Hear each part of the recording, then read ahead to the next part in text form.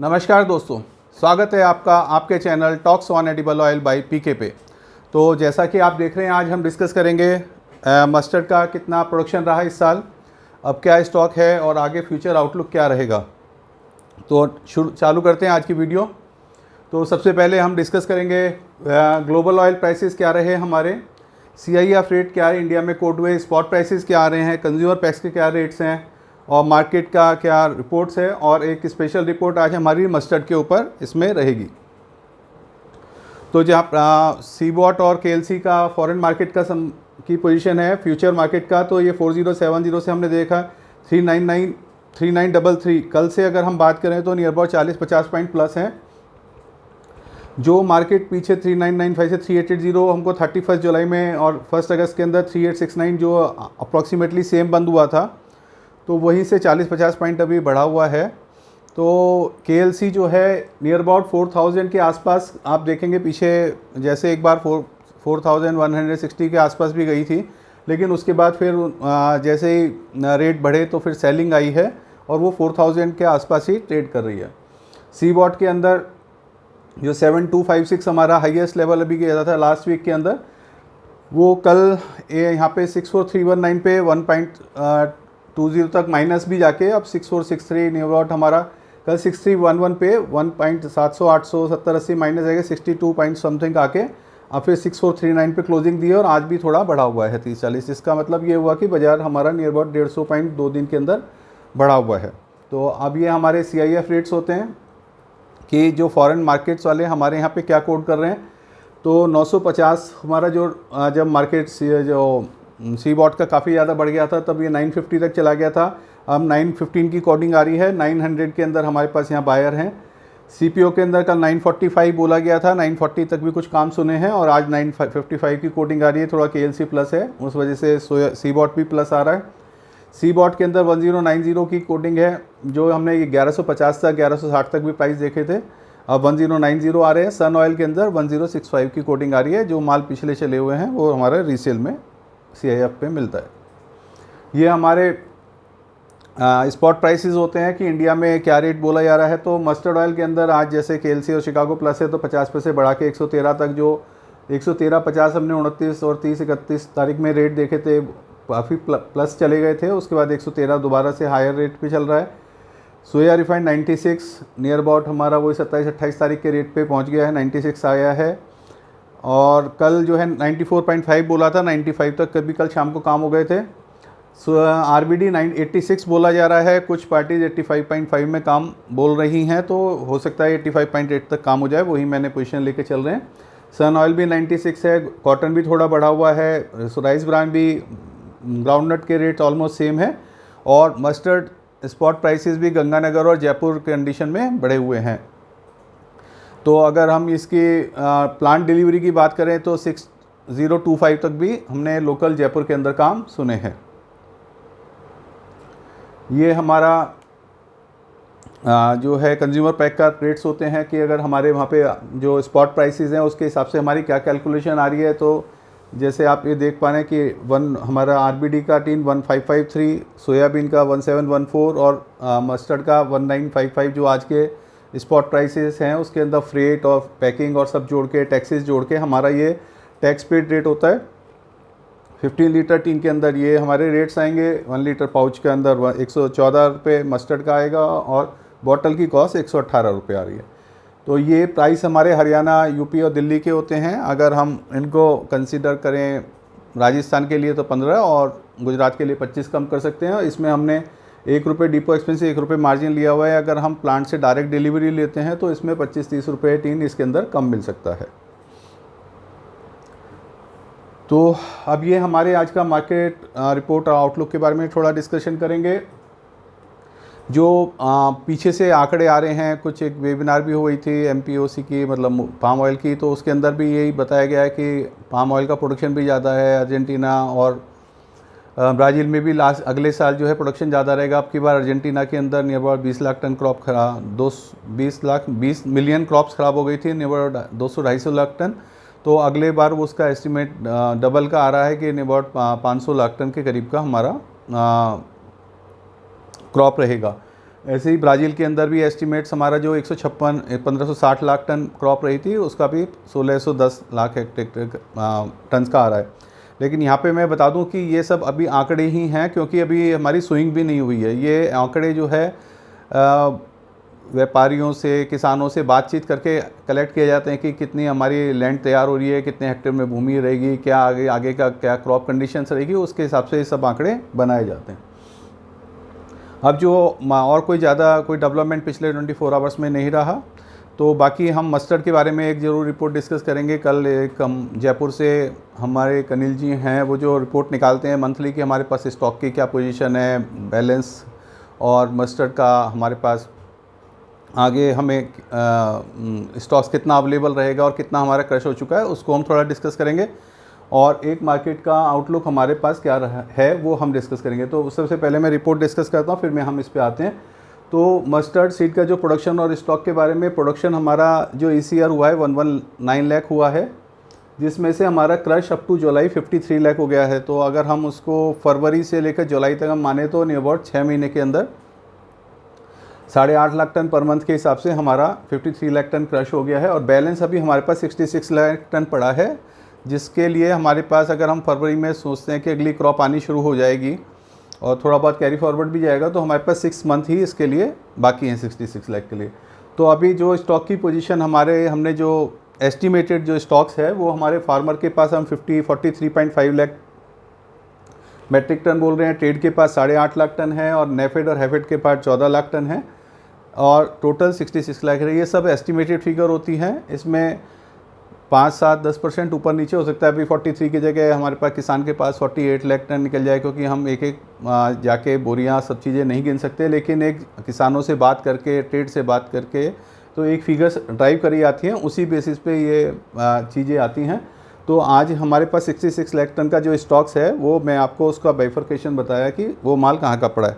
तो अब इस सब सिनेरियो के हिसाब से हमको आगे मस्टर्ड के अंदर क्या लगता है, हम उसके बारे में बात करेंगे कि मस्टर्ड की प्रोडक्शन स्टॉक तो हमने डिस्कस कर लिया है। एक तो गवर्नमेंट के पास हैफेड में, नेफेड में स्टॉक्स बहुत ज़्यादा पड़ा है, 14 लाख टन के करीब पड़ा है। अगर गवर्नमेंट जैसे इलेक्शन ईयर है और उसको लगता है कि मस्टर्ड के प्राइसेस नाजायज़ बढ़ रहे हैं, या तो वो अपने 14 लाख टन अगर माल रिलीज़ करना शुरू करा, 1-1, 2-2 लाख टन भी उसने महीने में रिलीज़ करा, तो भी बाज़ार के ऊपर काफ़ी बड़ा इम्पैक्ट आ सकता है। तो किसान भाइयों से मैं ये कहना चाहूँगा कि इस चीज़ को भी ध्यान में रखें कि अगर आपको अच्छे प्राइस मिल रहे हैं तो अपना थोड़ा थोड़ा स्टॉक्स को निकालते रहना चाहिए। अभी जो है बैलेंस क्रशिंग 48 लाख हमारी जो हुई है, अगर हम बात करें, जो हम बात कर रहे थे इसके अंदर 53 लाख टन की जो हमारी जो क्रशिंग हुई है, तो हमारी जो अगर हम 8 लाख टन महीने की भी क्रशिंग होगी तो 48 लाख टन हमारे बाकी बचे हुए 6 महीने में होगी। अगर ये रेट डिफरेंस जैसे हम ये देख रहे हैं कि मस्टर्ड का जो पहले प्राइस चल रहा था 8-10 रुपये, 10 रुपये सोयाबीन के बराबर चल रहा था, अब ये प्राइसेस बढ़ के आज के दिन 20-25 रुपये हो गए हैं। और अगर हम जो मेन कंज्यूमिंग कंट्री है, जगह है हमारी कंट्री स्टेट्स कह सकते हैं, वेस्ट बंगाल और उड़ीसा के अंदर, तो वहाँ पे ये 30 रुपये का भी डिफरेंस आ गया, क्योंकि वहाँ पे जो है उनको फ्रेट कॉस्ट भी नहीं लगती पाम ऑयल के ऊपर, और यहाँ से ट्रांसपोर्टेशन कॉस्ट ज़्यादा लग जाती है माल जाने की।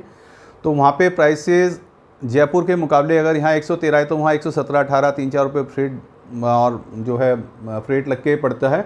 तो उस हिसाब से वहाँ 30 रुपये का प्राइस चल रहा है। तो उसमें जैसे जैसे प्राइस का गैप आएगा तो मस्टर्ड की कंजम्पशन थोड़ी कम होती चली जाती है, और प्रोडक्ट की आरबीडी के ऊपर, सोयाबीन में और राइस ब्रान पे इसकी थोड़ी शिफ्टिंग हो जाती है। तो ये चीज़ मैं इस चीज़ को क्लियर करना चाह रहा था।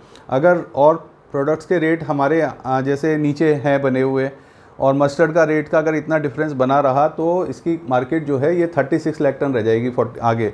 तो हमारा अगर 66 लाख टन का हम बैलेंस दिखा रहे हैं, तो 30 लाख टन हमारा नेक्स्ट ईयर का कैरी फॉरवर्ड जाएगा। पीकल्स का जो फसल होती है, अब आप देख रहे हैं आम आने काफ़ी कम हो गए हैं। अब जो पहले लंगड़ा आ रहा था, लंगड़ा भी चला गया, दशहरी भी ख़त्म हो गया, अब हमारा खाली चौसा चल रहा है। तो जो पीकल्स है वो कच्चे आम के अंदर डलता है, तो वो उसमें बहुत अच्छी डिमांड निकली थी, तो वो भी अब हमारी पीकल्स की सेल भी ओवर हो गई है, जो कि एक बहुत बड़ी सेल होती है मस्टर्ड के लिए। लेकिन अभी एक दिवाली की डिमांड हमारी अवेटेड है, जो कि अभी 2-3 महीने बाद है, नवंबर है, तो हम ये समझ सकते हैं कि वो सितंबर के लास्ट से हमारी डिमांड शुरू हो जाएगी। और 15 अक्टूबर तक रहेगी।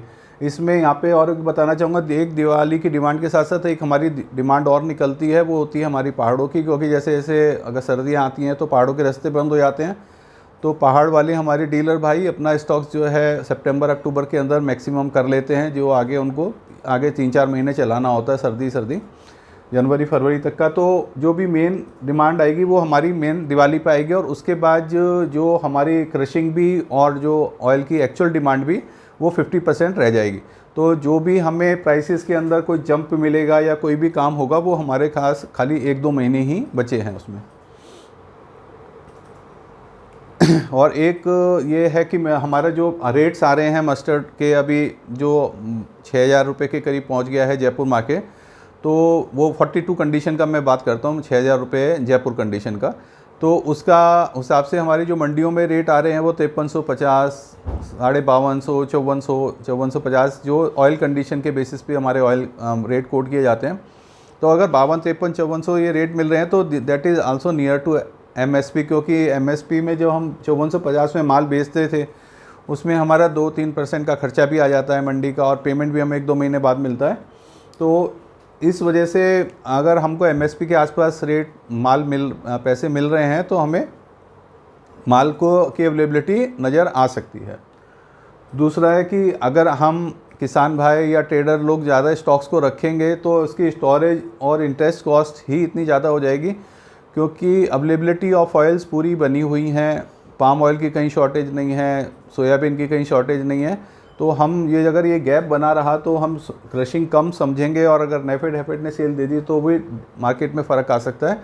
तो इस वजह से इस कॉस्ट को अगर हम इंक्लूड करें तो ये भी कॉस्ट निकलनी आगे धीरे धीरे मुश्किल हो जाएगी, हम स्टोरेज और इंटरेस्ट की कॉस्ट को भी अगर जोड़ते हैं। एक कुछ मार्केट में डिस्कशन होता है कि जी हमने 75,000 रुपये में सरसों बेची है, हमने 82,000 में बेची है, तो वो बिल्कुल ही एक्सेप्शनल ईयर थे।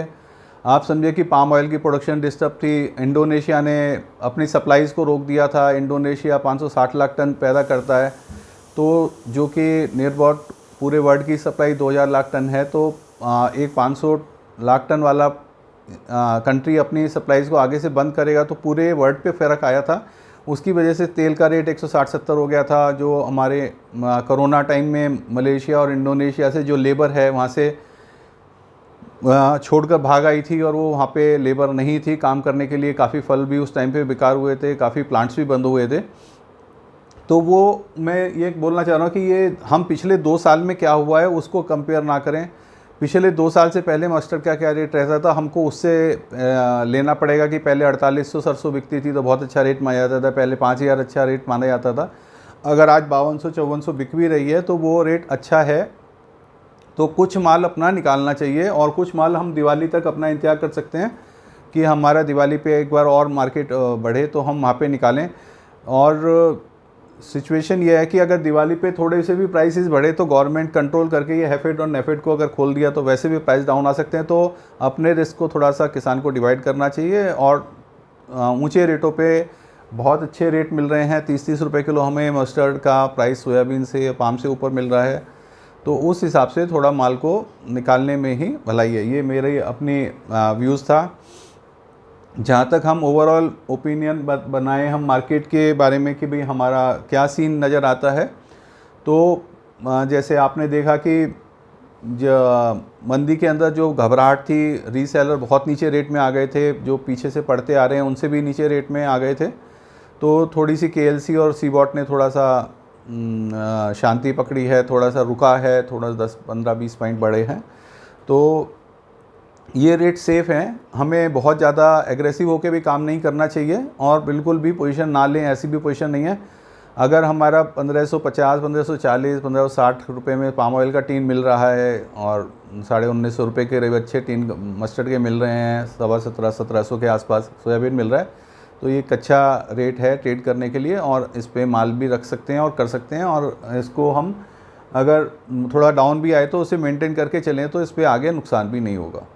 तो धन्यवाद। तो आपसे फिर रिक्वेस्ट है मेरे चैनल को लाइक करें और आप कमेंट्स करें अगर क्या आपको इसमें अच्छा लग रहा है, क्या और आप इसमें चाहते हैं। फिर मिलते हैं नई वीडियो पे कल। Thank you.